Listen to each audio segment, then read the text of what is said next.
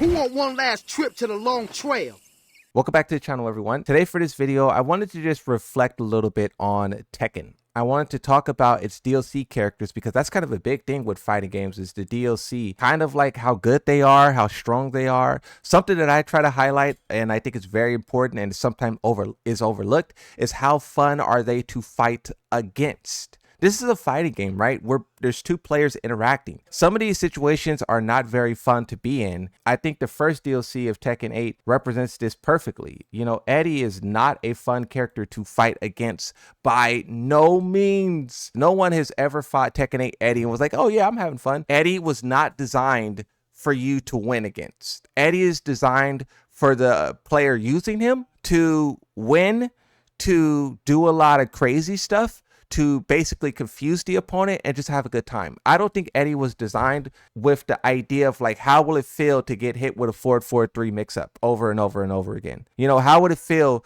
to get hit with a handstand mix-up or installs over and over and over again? So I think Eddy is a bad character because he is too much. He is only fun for the attacker and he's not fun for the defender at all. And I think season 1 is pretty interesting because that trend also continues with Lydia. She's also a character who just steamrolls, and there's not really much you can do to stop her. And the weird thing about Lydia is that she really wasn't that powerful in season 1. They buffed her so much, and they made her even more one-sided. You see even the Pakistani players for a time picking up this character and just doing the ha, ha, ha, ha in your face and blowing you up. And her install where the damage adds over time is really bad. I think that those two characters, Eddy and Lydia, kind of represents the worst of Tekken 8. It just shows like a type of reckless game design that we haven't seen in a long time. I would put Heihachi in the okay section because he is successful. He is kind of fun to fight against. It's just a lot of times where he feels super cheap and you kind of get reminded that he's one of those season 1 DLC characters. I just feel like there's times where you end up feeling robbed and that you're not only robbed of like a victory, but also robbed of an experience.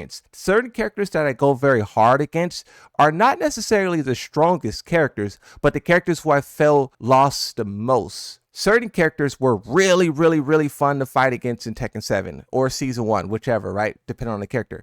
But in season 2, that has been robbed so much. Like Hallrank. I know a lot of people never liked Hallrank, but I like Hallrank. I appreciate the matchup in Tekken 7. I understood what the character was supposed to be. Tekken 8, he's just too much. I kind of want to say Clive is bad, but this comes from more of a selfish viewpoint. Yoshimitsu has the advantage over Clive, right? And for Yoshima, you think that they would love that matchup.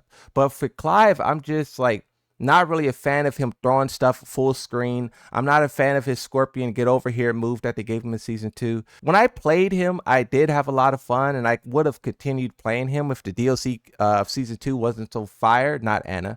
But I don't know. I won't say that he's bad. If you really wanted to be that guy, you could be like, all the DLC is bad. And then like, what's the point of like judging them and rating them, right? So I'm trying to give it a little bit of something. Obviously, Anna is one of the worst things to ever touch this game. She is the embodiment of everything wrong with this game. And you know what's funny about Anna? This is the first time ever where we've seen a DLC character be buffed by the update. In season 1, you couldn't run and crouch that crouch heat low.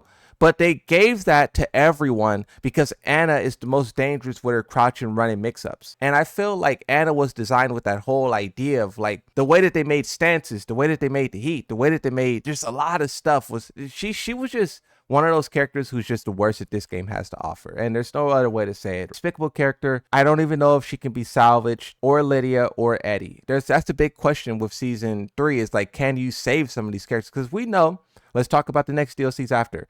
After they changed the balancing team, but then also Nakatsu oversees each patch. Like before they go live, he looks at the paper and he's like, okay, this is good, green light it. And since those two things have been happening, the DLC has gotten significantly better. They are kind of strong. They are still Tekken 8 characters, but they're not game breaking. The characters who are a problem is all of the things that was designed before them. So with some of these other bad DLC characters, you wonder, can they scale it back? Can they bring back Eddy, Lydia, Anna? You know, there's so characters that are just wild. But everything that they're doing now is I really like. When Fahkumram dropped, he was such a cool, interesting character. We doomed him a lot because we were fearing what they did with Anna and then also what he was in Tekken 7. So you can't really blame the players for fearing Fahkumram. But I think the developers delivered a very fun, interesting and unique character. His playstyle is kind of different than most playstyles. Long range, he got the long limbs, but then also like just the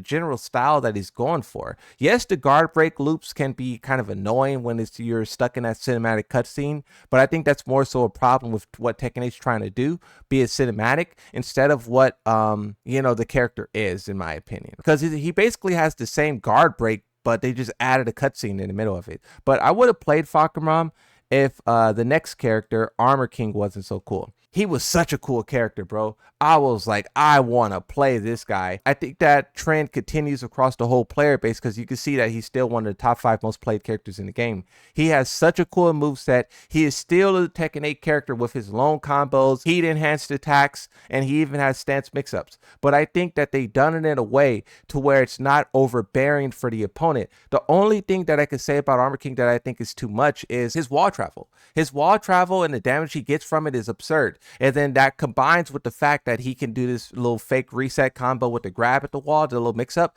That is basically turns him into a character who can one-shot you, do a full combo, carry you, grab you, reset, kill you again, and then you're dead at that point. So that's the one thing I don't like about Armor King. And seeing how the season 2 DLC characters after Anna still have that combo problem, I wonder if it will exist in Tekken 8 Season 3. I know a lot of people are saying that if you remove the ability to do a heat burst mid combo and continue, that probably would help in a lot of instances. But considering that the players have this universal disdain for combos that last the time they do, hopefully the developers fix it. But really, that's the only thing I can say about Armor King is that he has too long of combos, and that wall mix-up is a little bit nasty on the reward. But that also existed in Tekken 7 as well, so they're only carrying that trend over. And someone who played older games could speak on whether or not he was able to do that in like Tekken 5 or something, You know how the Moonsault Slayer is when throws get involved.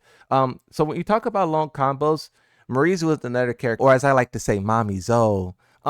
I think this character is very, very good. I know that some people hate her a lot. They really do not like the Gooner vibes, and I completely understand. But to those people, I would say Tekken low-key needs a Gooner character. In this world, your franchise kind of can't be popular without a Gooner.